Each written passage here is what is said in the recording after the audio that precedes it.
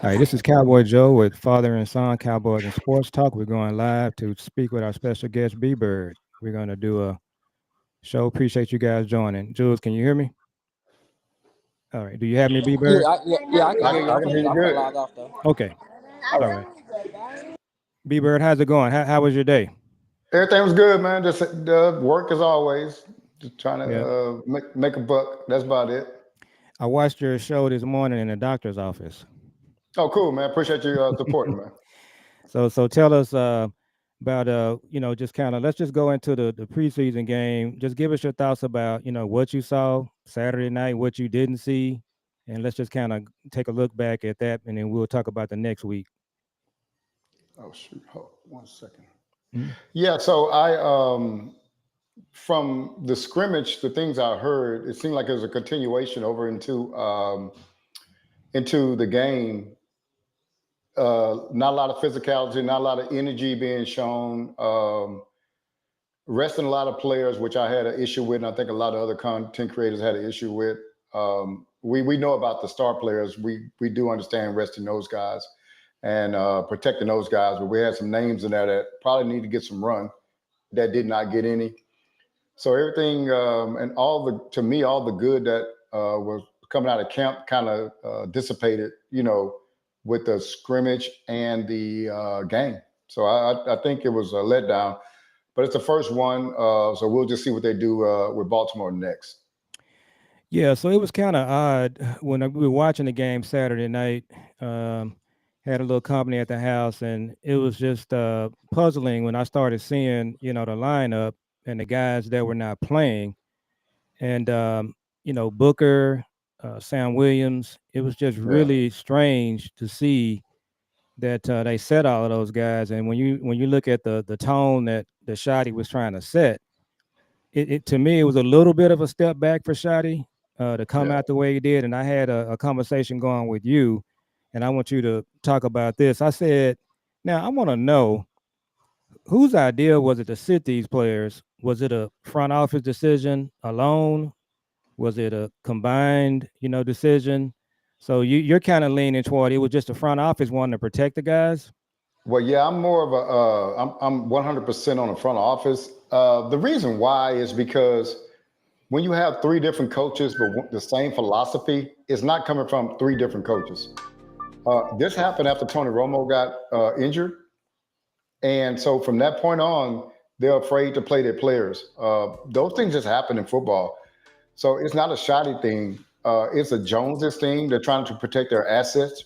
You remember what he said in the opening press conference about Dak missing games and Parsons missing games and stuff like that. And he didn't say that like off the cuff. He was really like, "Hey, I'm paying these players. I want to get 17 games out of them if I'm paying them," as though they're asking for injury. But yeah, I think it's a Joneses thing because you got to look at the common thread amongst all of them. It's the Joneses, man. So one of the things we've talked about in this 30-year drought, and I know you are the kind of work that you do for a living, and I was in the corporate world for almost 30 years, and one of the things that we did, and I talked to you about this on I think the first show that we did, is we would just go out and look at mom and pop companies to see what works, and just do a lot of analysis. And I was in hundreds and thousands of meetings, and what we were looking at is what things work, what were the trends. And it just seems like for 30 years this organization, they just don't do that. They don't look at what other teams do. They don't look at the 49ers, the Ravens, the Eagles, the Chiefs. So I just can't believe this, that there's nobody at the start is telling Jerry and Steven, this is what the Chiefs do in preseason, let's mimic that. But this is what put us here. This is why we keep doing what we're doing. It is like a broken record. Don't you agree? Yeah, what it is, man, is that I remember when we won our last Super Bowl in '95. Barry Switzer turned with the trophy, turned to Jerry and said, "We did it our way, baby." Mm-hmm. And I'll never forget that because at that point in time, I said, "Man," I said, I said, "I don't know, if we're gonna get back here," and we hadn't. But what that says is that it was more important not just to win, but to win his way. Jerry has had a chip on his shoulder because when he first got into the league, people laughed at him and called him a hillbilly and didn't know football and this, that, and other. Well, the one thing that you can't do with a successful person is call them a failure and laugh at him and humiliate him. That's what he was when he went to these GM meetings, these owner meetings, and things of that sort. So he's hell bent on winning his way rather than just winning because that doesn't satisfy him, right? Because if you really think about the '95 Super Bowl, he thought that, okay, this is it. I've gotten the ghost of Jimmy behind me. But what everybody said, you did it with Jimmy's team. Mm-hmm. You did it with Jimmy's players. You did it with the remnants of Jimmy's culture. And so that's just what it is, man. And he don't want to. That's why you ever notice he doesn't sign free agents that were free agents that are successful on other teams. He want to sign free agents that were like high draft picks that were failures on other teams because he wants to rehabilitate them. He wanted it all to be homegrown, man, because that's the way he gets all the credit for winning. You know what I'm saying? Like if he was to bring in a quarterback of Tom Brady's ilk, they're gonna say, "Oh, Brady did that." So he doesn't want that. He wants to set up to where he gets all the credit for it, man. And so they're searching for credit. They don't want to copy anybody else's formula. They want their formula to win because when they win, if they win, they want to get all the credit and be able to say, "I told you so." Yep. And so we want to give a shout out to great legend, Christopher Lester, Aubrey 2.0. Appreciate you guys joining the show. So B-Bird, go ahead and promote your channel here at the front here so we can let everybody know that you have started your channel. We want people to go and subscribe to B-Bird. So just talk about your channel here for a minute. Yeah, it's B.Bird Cowboys. Just started the channel, man.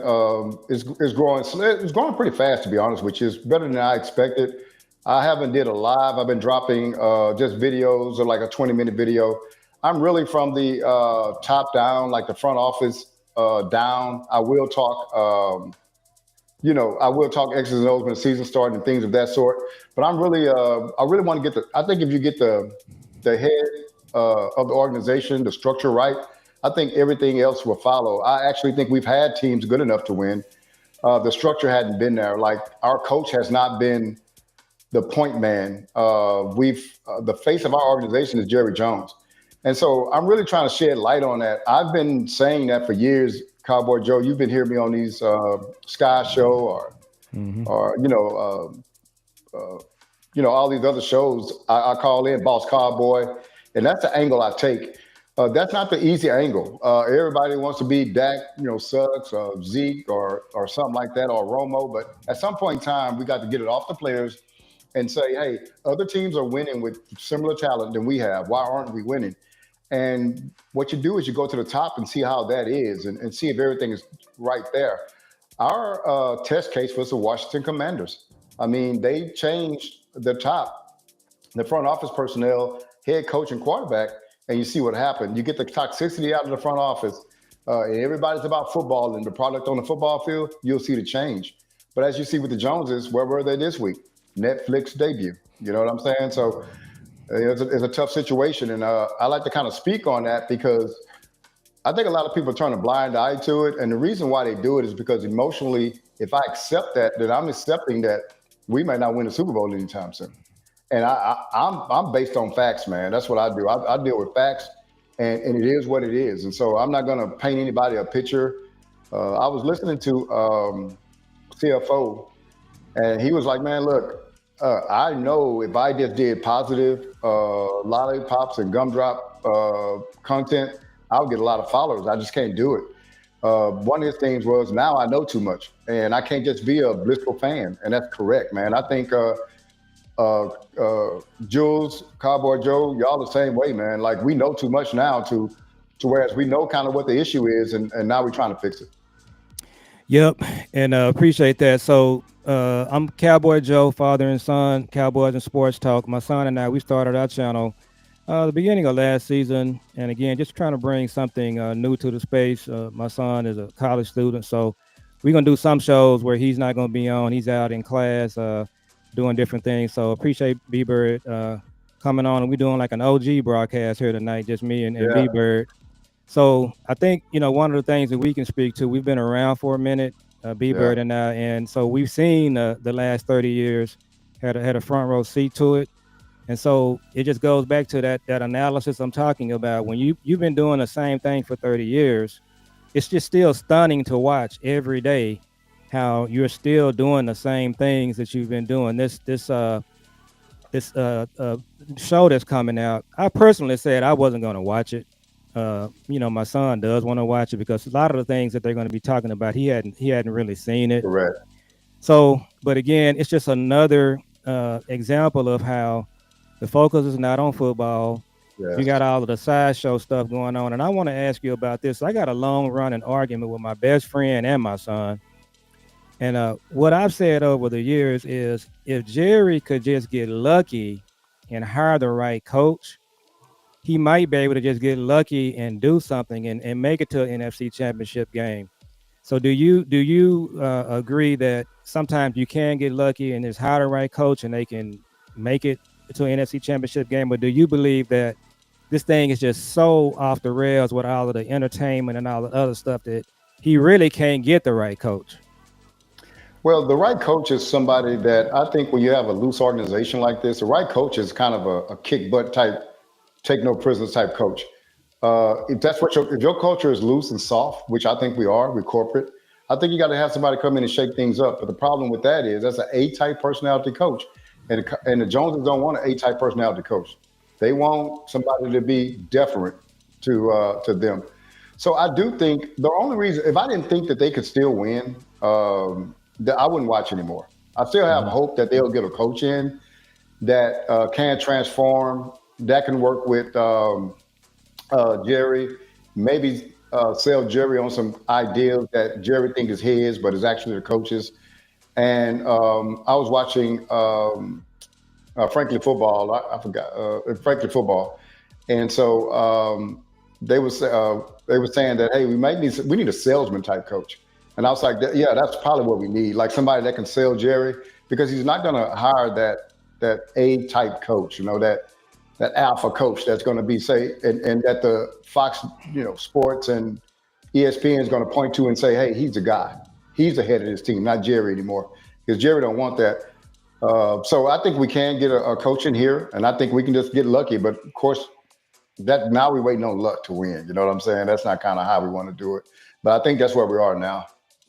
So another part of my thought on this is, I kind of look at coaches. You got kind of there kind of two or three categories. You got your fire and brimstone like Jimmy Johnson, Bill Parcells, and then you've got your geniuses, the guys that have like a really terrific system.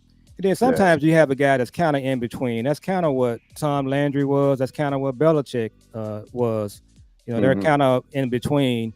And so I just think what's happening with Jerry, he's never been able to get that fire and brimstone coach. But on the other hand, he hasn't really been able to find that genius coach, that Tom McVay, the Kyle Shanahan. He thought Yeah. that's what Gary was. He That's wasn't what even Gary. close. But my hope with Shadi was I was thinking maybe he gets lucky and hires a Kyle Shanahan or a McVay type. So Yeah. do you think we just missed the mark with Shadi? He's not one of those guys. Let me say this. Let's not judge him too fast, right? This is one preseason game. We got to wait to see. He said that we were playing vanilla. My objection to that is that everybody else is playing vanilla too, right? So it's not Hmm. like the Rams are showing their stuff. But we to be honest with you, we do have to give them, get into the season and see how things look after the first 3 or 4 games, and then make a judgment. It was one preseason game; it's his first game as a head coach ever, so we do have to give him a break. It was disappointing, and we kind of overreacting to it because of the season that we had. The Green Bay loss still haunts us. So any little thing negative, we like, oh, there we go again. So honestly, we got to give him a little bit of time just to see what he does, man. We can't judge him too fast. Um, we'll see how the season goes because hey, he might come out with a whole different game plan and everything. He might just be hiding everything at this point. I kind of agree with that, and shout out to Lou's take. So I watched a couple of his videos the last couple of days, and so what I did notice in watching the game live, he had some guys that were wide open. Okay, and Joe Milton left a lot of points on the board, some big plays. We're gonna talk about Joe Milton here in just a minute, but so I did see, a little bit of a flow to the offense. The running game looked good. The offensive line actually they played pretty well. I watched Lou's offensive line breakdown. I don't know if you saw it, but No, I didn't.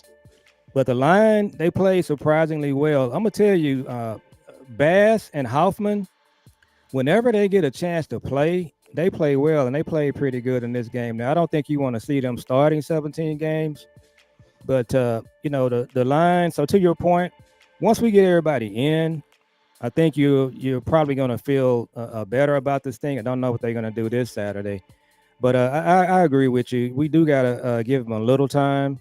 And I want to talk, just flip over real quick. I want to talk about a major concern I have, and that's this defense.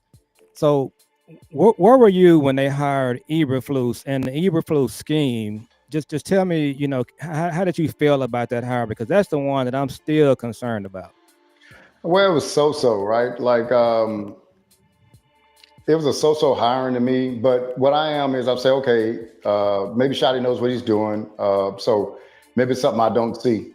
We have to be able to stop the run. Now, one thing too is that I don't know because listening to a Collier on Mozzie, and I like a man, he said Fourier. positive things about Mozzie, but everybody else is down on him. But the thing is, Collier actually watches the film, Hmm. so I have a bad, and I know I'm going to Mozzie, but I have a bad, like my mindset on Mozzie isn't good at this point either. Um, Now, one thing about Okoye's video, he was comparing it to Jay Toia, but we talk about a 7th round rookie versus a 1st round 3rd year player. So the Hmm. comparison shouldn't even be made, to be totally honest with you. But we have to get serious about two things: stopping the run first, man. We got to be able to stop the run, and we can't stop the run, then everything else doesn't even matter. So with the Eva Blues, going back to your question, it was just a so hiring to me. I'm in the wait and see mode for that. So I have a theory on Eberflus. So we did a little research on this. So when you're a head coach, you for the most part you got a guaranteed contract. So if you get fired as a head coach, the team that hired you, they still owe you money. Yeah. So if you get rehired, the team that's rehiring you, the other team, they're kind of getting you at a discount. So I got a theory on Eberflus, and I haven't been able to just really just nail it down. But one of my theories on Eberflus is the reason that he was the immediate first choice for them was Jerry and Steven doing their typical thing where they're trying to go cheap on a coach.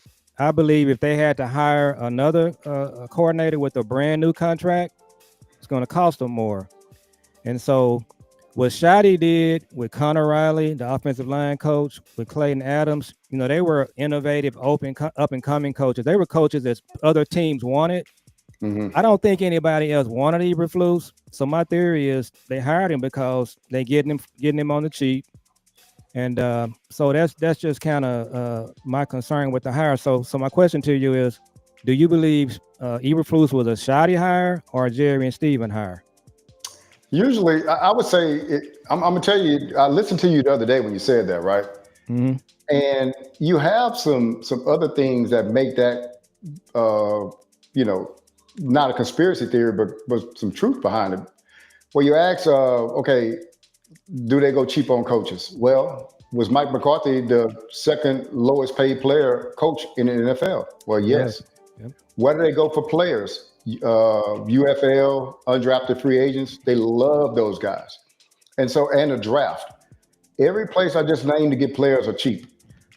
They had the cheapest coaching staff of all last year, and their head coach for the most valuable team in the world was the 31st ranked paid head coach last year. So if you asking me, would Eberflus be attracted to them because of his salary being low? Yes. So I heard you say that the other day. That was a good take. I never had thought about it, but after thinking about it, and you look at their actions, you know, if a guy, if a person shops at Marshall and Ross, well then somebody say, well, he got his tennis shoes from Walmart. Well, that kind of goes with everything else, and so you can believe that. And so that's just the way they operate, man. They operate trying to be the most physically efficient football team they can put out there on the field. And then you and I were chatting on Twitter a few weeks ago, and I don't know if you did see the Greg Ellis interview on DLS. So Greg Ellis was basically saying that Mozzie was in the wrong system. He wasn't really confident this is going to work out for him because what they're asking Mozzie to do, they really want him to get upfield. Yeah, So he's not built for that. yeah, and that's the concern I have with this scheme, B-Bird. This scheme, it asks your defensive tackles to get upfield. And what happens is when you do that, it just the gap that you're leaving is open, and Yeah. it exposes your linebacker. And players like LVE, Clark, if you don't have stout, sturdy linebackers to fill those gaps, you're gonna have a problem. And then Saturday night we saw it. Some of the alignment and the scheme we saw Saturday night with this defense, they were actually lining up, creating a hole for the Well, running back to run through. yeah. And so my concern again is Jerry and Steven once again, not being football guys, have they done it again? This scheme to me, it's a huge concern, and I'm not confident that they want to get a one tech. We've been hearing a lot of talk about one tech with a lot of content creators. Shout out to Yeah. Boss and people like that. But my question to you, B-Bird, is one, do they really want to get a one tech? And then two, are we running a scheme that uses a one tech? Well, yeah, that's the thing because if they don't want to use them, it's no sense of getting a stout, a bucket of dirt type trash can full of dirt type guy. But one of the things I think the Joneses have suffered from is being on the wrong end of the curve. Let me explain that. Contrarians really do succeed in this league. So the offense has gotten so good at passing the ball, right? And so what the defense has to do is to adjust to that, man. So really a nickel corner is almost a starter now. You got to have linebackers that can run, lighter linebackers that can run with the tight ends, that can get back. Safeties that's almost, can have cover corner skills. So that's what you have to do to stop the passing game now. But see, what you ought to do at that point in time is run the ball, because the defense is not set up for the run; it's set up for the pass. Mm-hmm. So going back to what you're saying about the defense, them trying to basically on our way to the quarterback, we'll stop the run. Nah, man, people are turning. That curve is turning to running the ball more. Look at what put Philadelphia over. Saquon Barkley did in the run game. The offensive line did. Um, so what if you really think about what Philadelphia was last year? They really was the '90s Cowboys. They ran the ball until you stopped them, and then you put enough assets to stop the run. They had a quarterback and a wide receiver combo with a tight end that was lethal. They just don't use them all the time. And so I think they're still building their team, getting Pickens. I love the pickup, but we still shouldn't be. I have disagreements with some content creators because they say, hey, you still got this a passing league. No, it's not. They want you to believe it's a passing league. It is not a passing league. It may be a passing league, but the way to win is to run the ball and to stop the run. And that's going to always be the case. So the theory hey, get upfield, get after the quarterback, and if they're running the ball, stop the run on the way there. To me, that's going to be antiquated after a while. Well, it already is, and I'm gonna take you back to where we started. I'm gonna put you back in these meetings, these corporate meetings, and you're looking at reports and you're analyzing your performance, and you ain't really got to be a big corporation to do it. I'm sure that the job that you're in your world, you're always looking at what's going wrong. What have you been doing the last 10 years, last 20 years? It is just stunning to me that they have not been in a meeting, Stephen, Jerry, McClay, and somebody is now putting up on a big screen saying, we have not been able to stop the run in years. We haven't stopped the run. When was the last time we did stop the run? It was in the 90s. Yes. So you mean to tell me you go an entire offseason and that's not your number one priority? That's not the thing that just you're talking about every day? How I just don't understand how this happens. And you don't bring a scheme in that number one is to stop the run, because your corners, you got corners, you got good cover people. Why wouldn't you just say, I'm putting all the chips on the table to stop the run. How is that not happening? So, so name the two best coaches you think they brought in, with the exception of Shadi. Over the last 30 years? No. I'm talking about on this staff right now. Oh, right now it's Connor Riley and Clayton Adams Where they play at? on the offensive side. Okay. So then you say, okay, what's the biggest acquisition that we got in the offseason? George Pickens. All offense. Yep. So they don't put the same emphasis on the defense as they do on the offense, man. They just don't. And so since they hadn't done it, offense has been more or less, even in 2023, you know what we were? We were a front running team that got early leads, which made the other team have to pass, and we had pass rushing guys. Nobody when you get the lead so big, the other team can't run the ball down your throat. But if you remember that year, Arizona did it. They were successful just running the ball on us and beat us. Mm-hmm. Well, other teams couldn't adopt that strategy because they were down. So it was never about stopping the run. Even then, everybody was talking about our defense, and we were really turnover reliant team, and we got a lot of turnovers. But the turnovers don't come in the playoffs. Sometimes you cannot count and depend on whether we're going to get 3 turnovers a game. And so in the playoffs, you got to have. I was talking to Sky, and I said, man, they talk about what kind of defense we want, and they talk about the coach was talking about turnovers, this and turnover, even And I said, man, look, I want a 1, 2, 3 and out defense, like 3 downs and out defense, because that's the thing you can take on the road. A defense that can stop the run, that's what you can take on the road, because that's what you're going to need in Green Bay, Philadelphia, Washington, in those cold places. You're going to need somebody to be able to stop the run, man. And so I just their philosophy of really putting the resources into the offense, and I think what it is I hate to say it, but they just really want to they want to score points and be flashy and all that kind of stuff. If nothing else fails, they don't want to lose. They don't want to have a team to lose 17-10. They want to, hey, we want to lose 37 to 31. But that's kind of it for me, man, on that. Yeah, and they've been doing the same thing for 30 years, and it hasn't worked. Shout out to a big time show. How you doing, Nuke? Good evening to you. We're gonna have to do an OG broadcast. Me, you, Oh and yeah, that'd be B.Bird, great. the OGs. We met to call it that Oh, show. big time. The OGs. Yeah, he's one of our guys. But yeah, and so look with Mozzie. Look, we're not gonna just get down on him and and pile on, but you just got to say it's really not fair to him in the way they've changed defenses. They doing this thing with his weight, which is one of the other craziest things I've ever heard. This Yeah, front me office, too. this front office, they just do a lot of stuff that you just say to yourself. And I keep just going back to I have a grandson. He just turned 6, and you can just go look at the Sesame Street. The way they do it, they just put up 5 objects, and you got 4 apples, and you got an orange. And the 49ers, the Ravens, the Eagles, and the Chiefs, they're the apple, and the Cowboys are the orange. And you can put that graphic up in front of a room with them, and they just don't see that they're an orange. And in some cases, they brag about it. They actually brag about that they do things different. But it's just no accountability. No one. I watch a lot of content, and I really haven't heard. I've seen a lot of press conferences, and maybe you've seen them. I haven't seen a lot of press conferences where they're even asked about stopping the run. I haven't seen it. Yeah, I hadn't seen it either.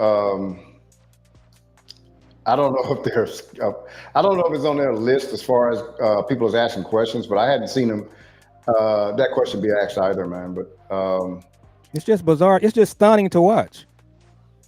yeah, yeah.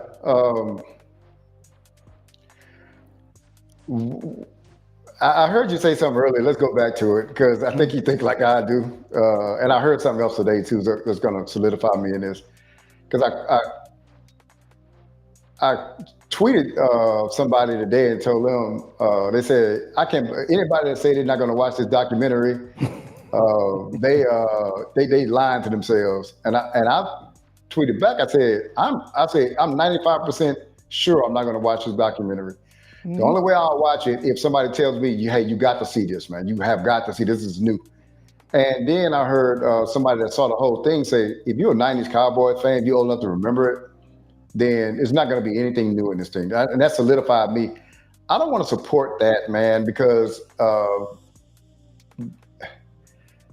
that's if it's not about the football field, man, or on-field production. I just don't want to support it. You get what I'm saying? I think you Yeah. kind of feel the same way about that.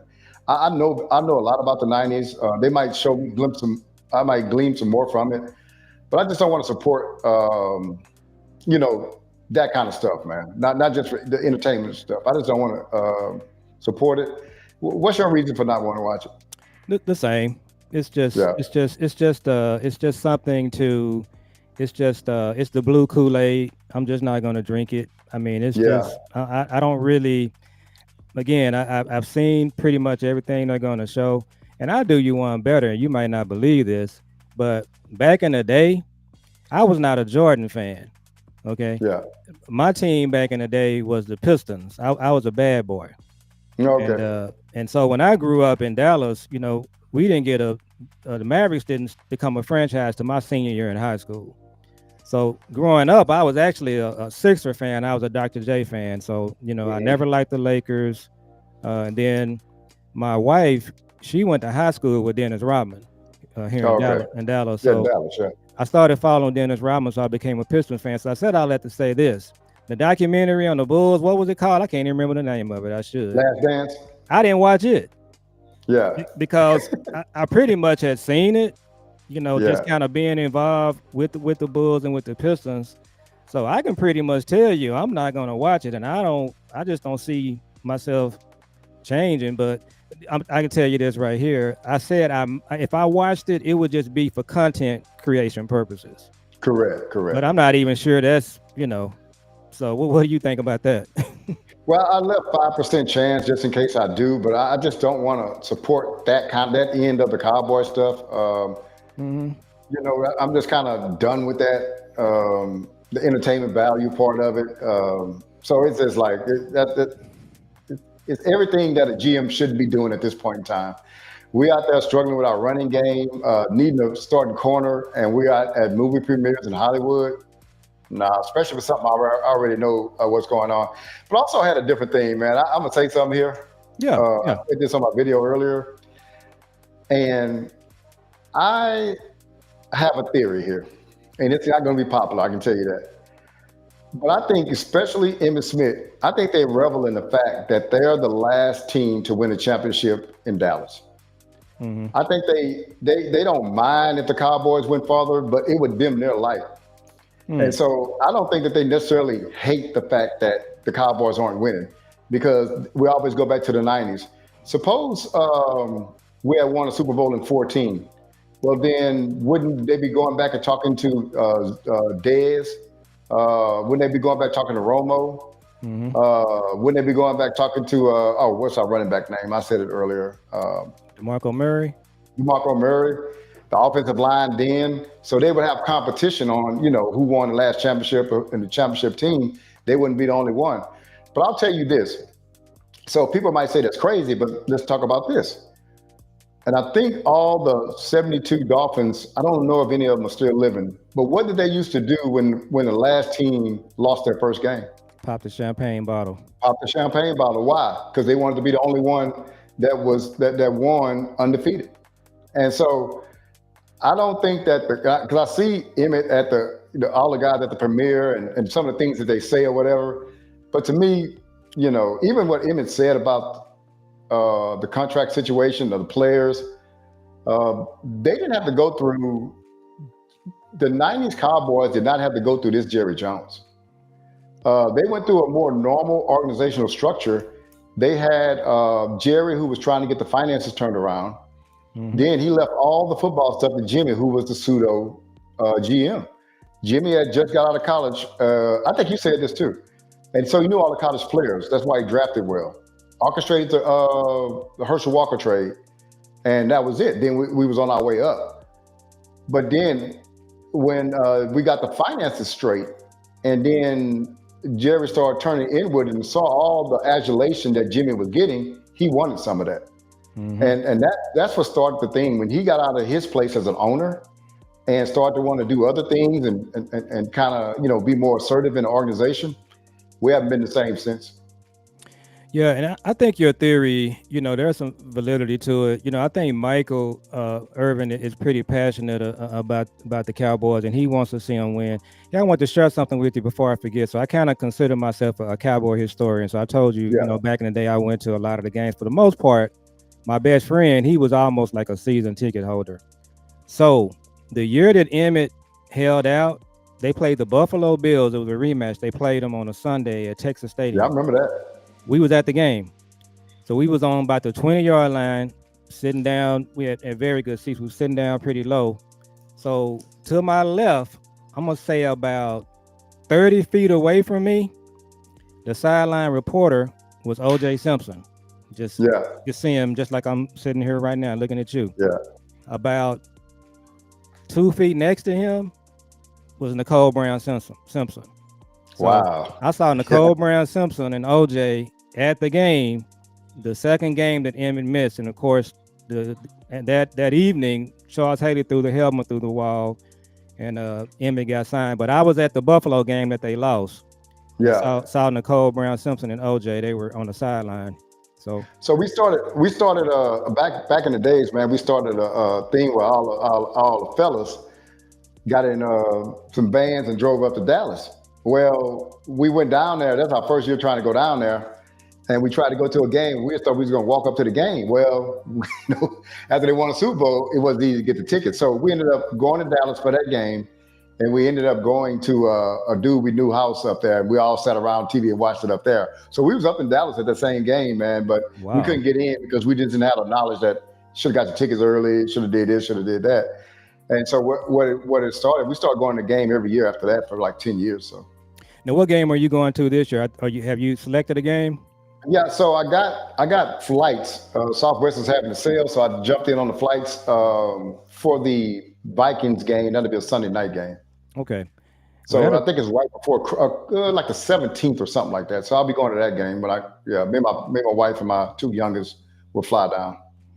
Yeah, and so I think what we're gonna do this year. So my cousin, he plays for Texas. So Colin Simmons, he was the freshman of the year last year, Oh and yeah, yeah, so yeah, yeah. so we're gonna probably go to a Texas game. And believe it or not, the Texas tickets they more expensive than the Cowboys tickets.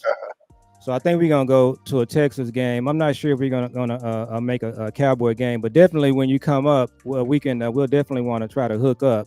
Oh, But definitely, man. yeah. So this Saturday, what are you thinking they're gonna do? Are they gonna sit the starters again? Because if they don't play any this Saturday, they're not playing in game 3. So how do you think they're gonna approach it? Well, watch it because they could play in Game 3. Because remember now these three preseason games thing just started what like last year or year before last, And maybe they got year a, they before got a last. week break in between, so they could. Yeah. So what they've done now is that's not that the third game used to be the game where you would play your players.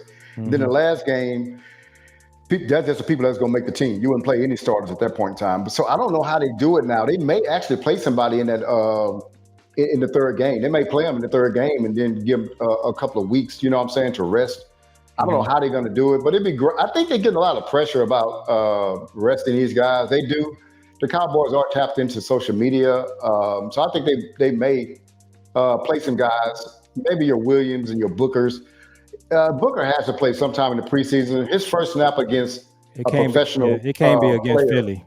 it can't be against Philly. There's no Yeah, way that they're going to do that because that's just now you're just bubble wrapping the season, man. and So that I think might be why they might be not to, sorry to cut you out. That might be why they're playing Bass and Hoffman because they may have to play them against Philly. But yeah, you don't want to have him out there in that game. And probably what you may see, and they do this, they may play Booker some and play Bass or Hoffman. And another theory I have to go to what you were saying earlier with content creators, a lot of content creators are talking about this one tech so much. What this team does, they'll just not get a one tech to spite the content creators and the media. They do stuff like that.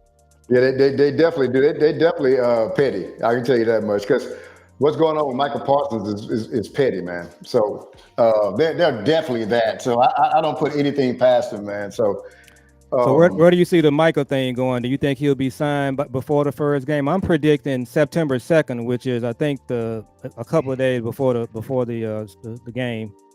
I think you got to almost do, if they're going to do it, they got to do similar to what they did to CD, because you can't bring him in a couple of days before because he hadn't practiced.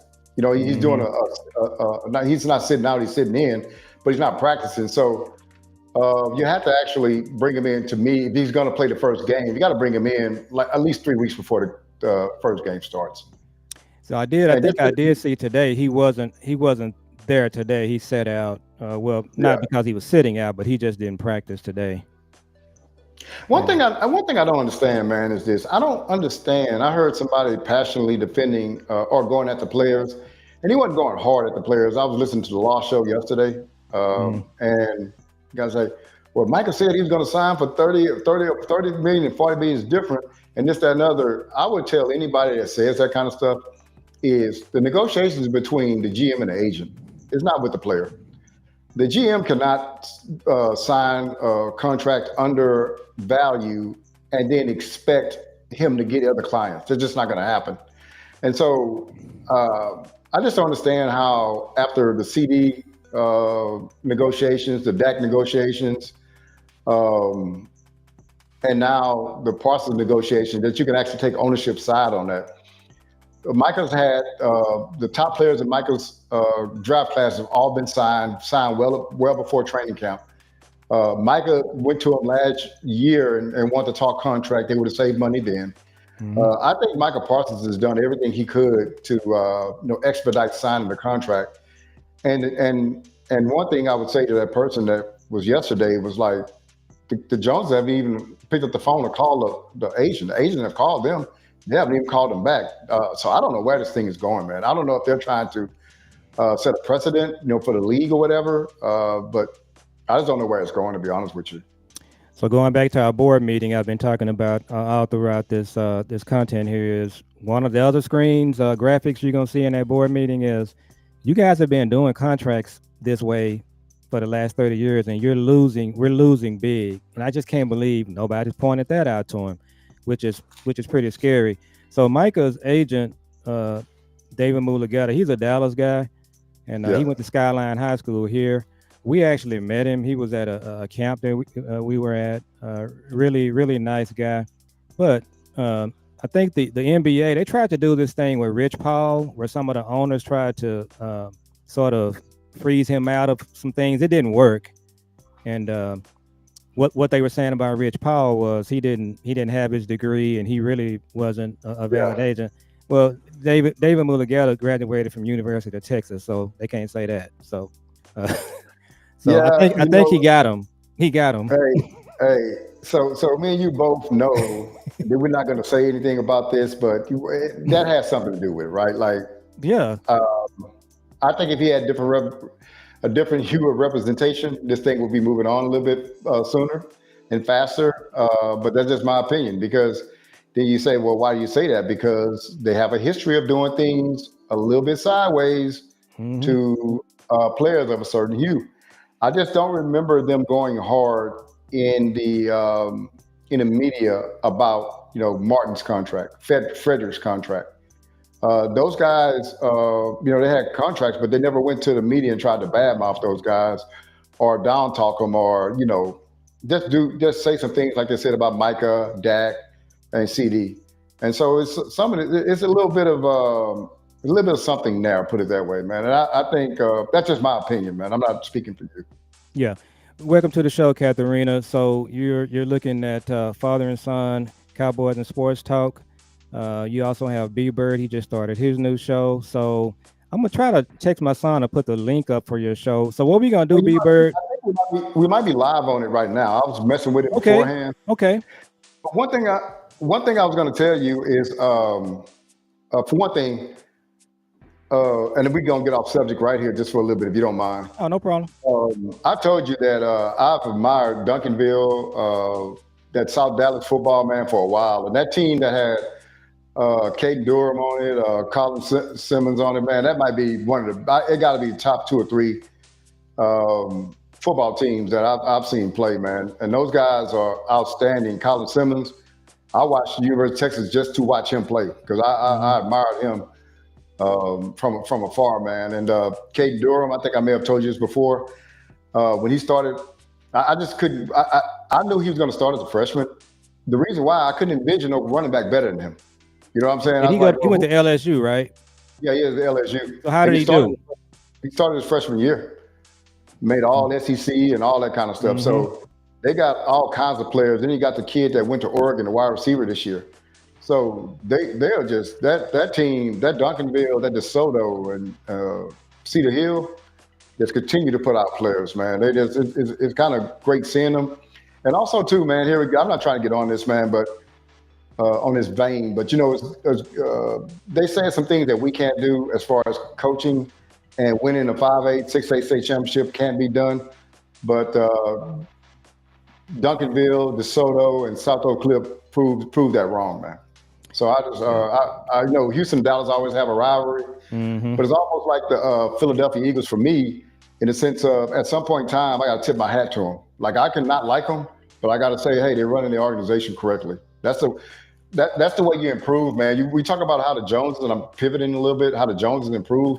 How you improve yourself is just go and take a realistic look at yourself. I'm talking about me as an individual. What do I have to do, right? Like if I want to lose weight, okay, do I need to? What do I need to do? What's my diet like? What's my workout regimen like? If that's all over the place, well then that's where you start at, and you take some serious looks at yourself and say, no, I got to change this if I want to be healthier. I got to change that if I want to be lighter. I got to change this. I got to go to the gym. I got to do these things, and that's and not look at yourself saying, oh, I'm okay for my age. I'm okay. No, you change all that stuff, and that's what the Cowboys aren't willing to do. Look at themselves and say, we have not been to the NFC Championship game in 30 years, the longest by far in the NFC. But why, what are we doing differently than these other teams? You know what I'm saying? Yeah. Why can't we get there? What are we doing in the organization that's different? And they just won't take that look at themselves. Or maybe they have taken it and realized they're Jerry and Steven are the outliers, and they say we're just not going to do nothing about that because we love being around football so much that we don't want to be away from it, even if it means winning. It's so frustrating to watch. And so we have family out in Frisco. So I have a cousin that lives out there. Matter of fact, my best friend that I was talking about earlier that I went to the games with, he married my cousin. That's another story. But they live out in Frisco. So whenever I go out and visit my best friend and my cousin, we drive by the Star. And they call it the $1 billion mile. And so it's a stretch of freeway from, I believe it's like Lebanon, and it may be all the way down to Beltline. I forget what the streets are, but when you drive that $1 billion mile, when you see the investment and you see the buildings, it's just like everything you can imagine. It's the facilities, it's the restaurants. It's literally like $1 billion worth of business over there. And then when you look at that, and when you look at the team, the way they ran the team, it's like they do everything from a football standpoint, like from a thrift store, like a Dollar General. Yes. So when you see the $1 billion mile, and then you look at what they've been doing the last 30 years, again, it just doesn't add up. And you're always just kind of searching for, like, what am I missing? Like, what's happening here? This is just, it's just on a daily basis. And even what we saw last night, them doing this premiere on the blue carpet, you just watch it and you just say to yourself, what in the world is going on with these people? It's just crazy to watch. So let me ask you. Let me tell you this. So, Joe, if you were the GM of the Cowboys, um, would you trade for one technique?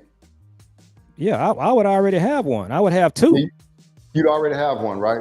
Yeah. So you're the GM, and so what would you have done at running back? You think? Well, what I would have done at running back, and we talked about this a few times on our show, we did mock drafts the last couple of years. My son was really heavy into the mock drafts, and he was actually talking about doing content creating, and I really wasn't. It wasn't connecting for me. And of course, I had no desire to be on a camera. But we did mock drafts the last 2 or 3 years, B.Bird, and in every draft, we took a running back. So in the mock drafts this year, in the second and third round, we took Travion Henderson. We took Judkins, who got in trouble. I haven't heard what the outcome of that was. You know, he went to Cleveland. So to answer your question, I would have rebuilt the running back room, and it would have been easy to do. The players were there. All they had to do was just take them. And this year, they took Ravel, the corner. He's gonna be Yeah. a red shirt. They could have took a back right there. So I would Yeah. have rebuilt the running back room to answer your question. Yeah. So even last year off season, would you add sign one of the top two running backs that were out there, I would Saquon and I would have signed Derrick Henry. yeah. Absolutely. So here's the deal. You would have done that because what your mode is as a GM is to build the best team.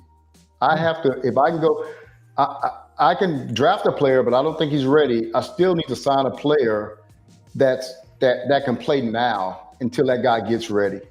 Uh, the reason why you would do that, Joe, is because this team is not going to give you long to win. Like they're not going to give you 10, 15 years to win. You got to win now. You need the players to win now.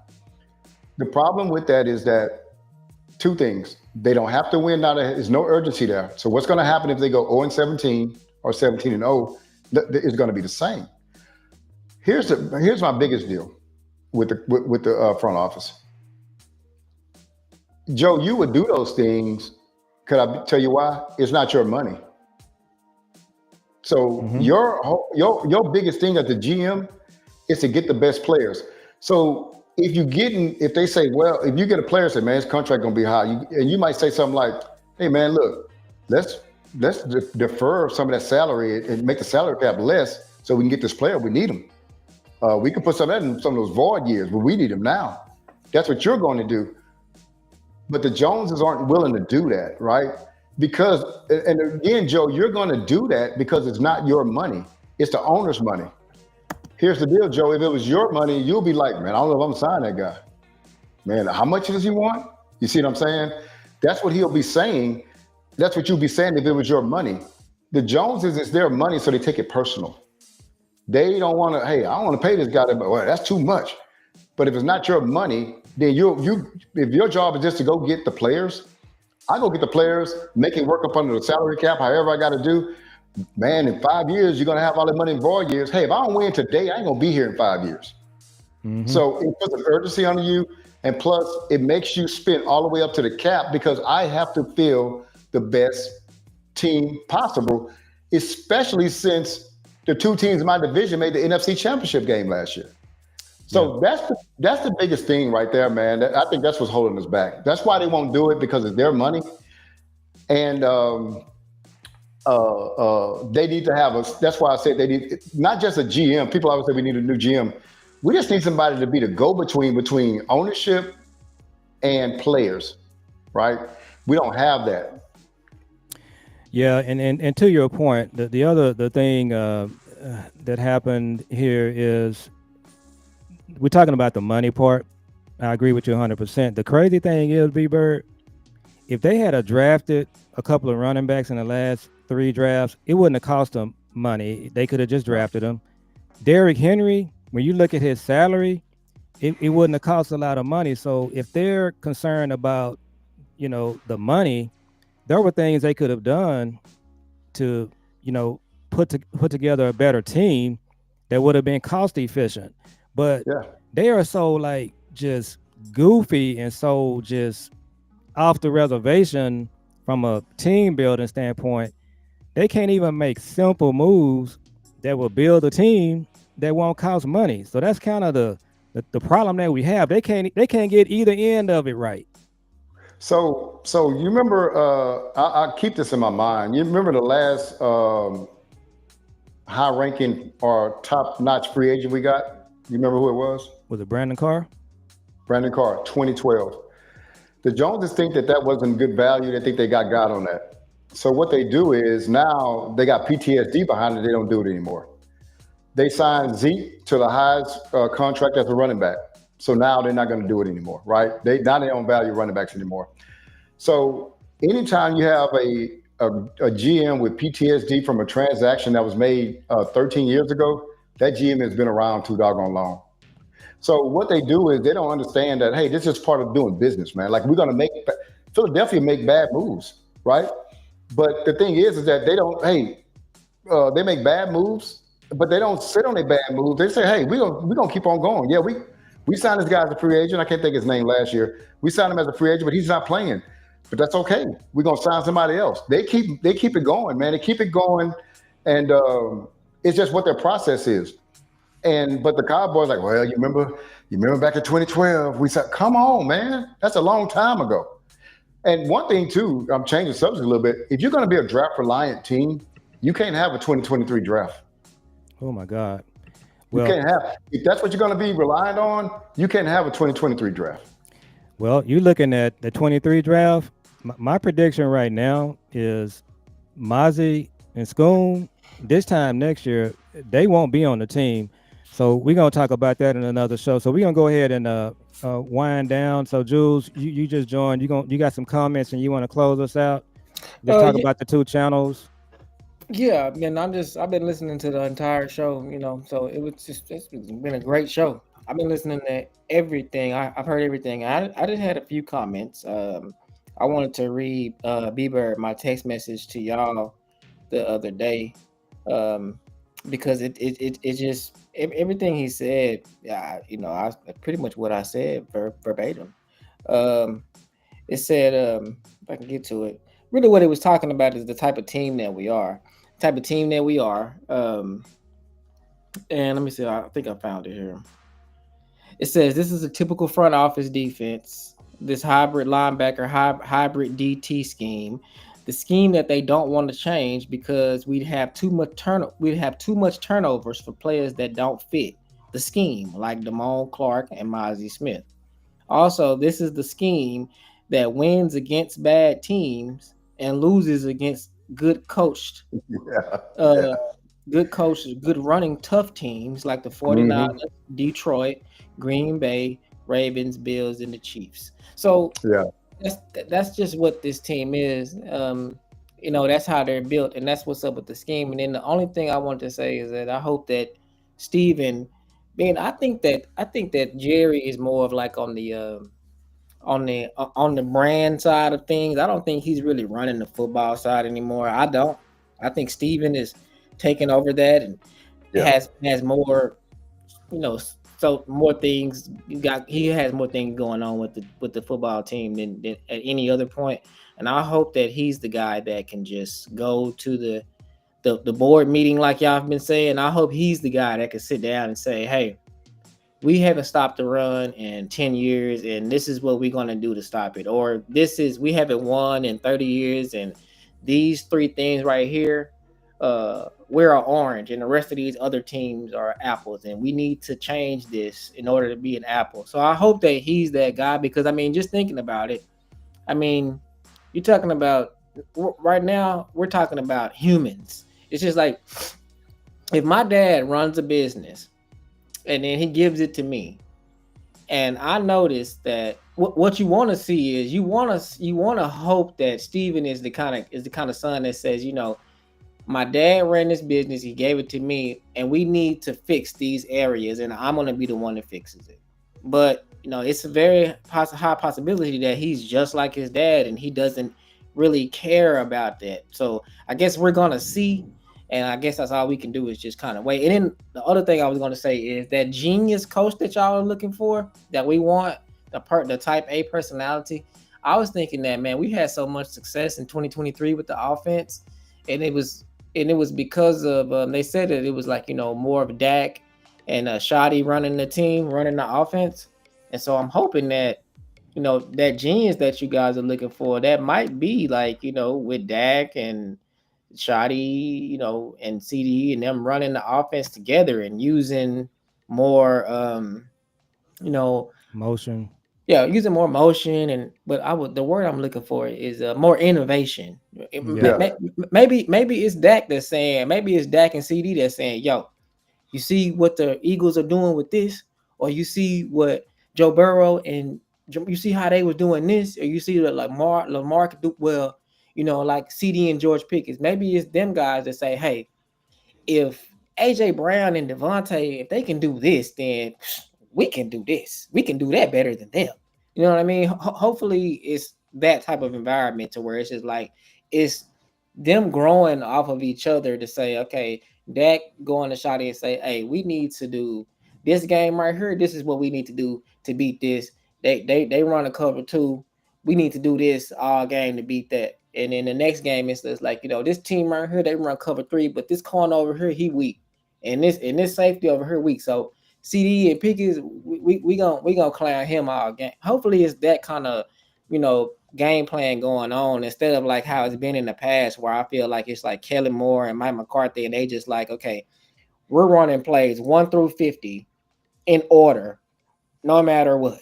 It doesn't matter what game. It doesn't matter what this team runs. This team can run cover 1, and this team can run cover 4. Play 25 is what we running, no matter what. So it's just like that's kind of how it be looking. But y'all had a great show, man. And so I just wanted to throw my 2 cents in. But like I said, when the OGs talk, I like to listen a lot because it just reassures me that I'm on the same page as y'all and try to get as many nuggets as I can. So um, I'm gonna fall back and let y'all Well, close out, and I'm gonna throw B-Bird's channel up on the you can up go on ahead and the thing. close us out. And So okay, so yeah, and so so they've been on for a B-Bird said while. he believes we were live on his channel. I Yeah, think I think we was live. I Okay. think so, and we must My son be. texted me and told me that he heard me. So So that's one Oh of the yeah, things I was going to tell you earlier, B-Bird. So as we kind of continue to work, we're going to just kind of work out whatever kinks we have, and we'll get everything smooth, that's so cool. that when we yeah. do these shows. But We yeah, live on we live on your channel. okay. Okay, great, man, So, great. but man, we Hmm. appreciate you coming in Oh, and doing it. We're gonna just keep it going, and we're gonna do a show, and we may have to just do it on Wednesdays and just put it And slide it there I just want to if tell that's up. y'all combination. I know I know on our channel, this is the most views that we've ever had on a live ever. yeah, Since Okay. since the, since the beginning of the channel. Today, this live right here is the yeah, most views that we've ever had. Y'all too. So Yeah, y'all, the OGs. yeah. So Yeah. for both of y'all shows, y'all gotta, we for both of y'all shows, y'all gotta do this because y'all gotta do this more often because yeah, apparently that's how you get the algorithm because it's a lot of viewers, way more than we've ever had. And we want to yeah, make sure that people go in and subscribe to B Bird's channel. Yeah, for And yeah. sure. so Thank you. we was one of his first subscribers. And so, Hmm. man, we just so excited. B Bird has his channel. He's somebody that we've been Yeah, following a uh, long time. Yep. B Bird is to me, B Bird is right up there with the Vaches, with the bosses, and Yeah. those guys. So that's how much respect we have. So B Bird, man, we appreciate you coming yeah. on No again, problem, man. and we I think we're doing something that's gonna work, and then we also want to do something during the regular season that I talked to you about, and Yeah, we'll just talk about that because I think that's gonna be a lot of fun coming on after the games, Hmm. and yeah, just we want to see what B Bird has to say after the game, Yeah, like no. when it That's happens. that's my favorite part. That's one of my favorite parts of Sundays is after the game. Hmm. Whether we win or lose, I want to hear what B Bird has to say because like I said, it's just like-minded people. When people, like, I just read that text message and you said that earlier. You said that and you named those same teams that I named. And it's just like, hmm, we just think alike and you think just like my dad, and y'all got the historian thing going on, and everybody. B-Bird's channel, I put it on a thumbnail as well. Like on a thumbnail, you can look in the bottom left corner, and that's the actual screenshot of his channel. So you can put any of that in there, and it'll get to pull his channel up directly. It's on the thumbnail. So, and then it's right here at the bottom too. So you Okay. can always just copy and paste this link So to it. B Bird, you have any closing thoughts, brother? yeah. So yeah, I would like to just say, man, look, it's just one game. Shot is hiding a lot of stuff. I think we're overreacting a little bit because it's a continuation of what we've seen before. Uh, we ran a little bit better, but the run defense looked a little shoddy. Pardon my pun there, but I think we do have to give them some time, man. This is the first game. We got to give them a little bit of time. I know we can. Like I said, it seemed like we've seen this all before, but we just have to wait, man. Shotty could be the one that gets us past the Joneses. You know what I'm saying? So we just have to wait, man. And I have to do that to myself. I had to talk to myself about that, right? Waiting. And so just if you look logically, we got to wait, give them some time, give them about 4 or 5 games, and then we can start making some, observations on what's going on. Yeah, I'm about to say, does anybody remember what the first game of the preseason looked like last year? Because I don't. Because Mm. nobody ever does. No, I don't either. Yeah. Right, because it's just not that it's not an indication of anything, it's No, not it's a not. so I mean, Especially when we're not playing anybody. We're not playing any starters, so it's definitely not that. not at all. Yeah. You can't even look at the scheme and say that it's going to be the same scheme because it could be Nah, different. So, he's not gonna give away any offensive plays or anything like that. give Shotty some time. I mean, like I said, you're only going to be as good as your stars is, and your coach is going to give you some extra umph. And we got some stars. Like I be telling people, I feel like Dak, CD, and Micah, and who we just draft? Who we just signed? His name. Booker, No, not Booker. No, who we just got in Pickens? free. Yeah, Pickens. I Pickens. Oh feel yeah. like they can beat a lot of these teams by themselves. So that's how I Yeah. feel. So, Yep. Yep. but we appreciate y'all for coming out. They've been on for an hour and five, so we're not Yeah. gonna keep everybody long. And so we'll see y'all on the next one. Salute to you, Lou, and we'll see y'all on the next one. Y'all stay tuned. Until next time, peace. Appreciate y'all, Hey, man. Appreciate it. appreciate you.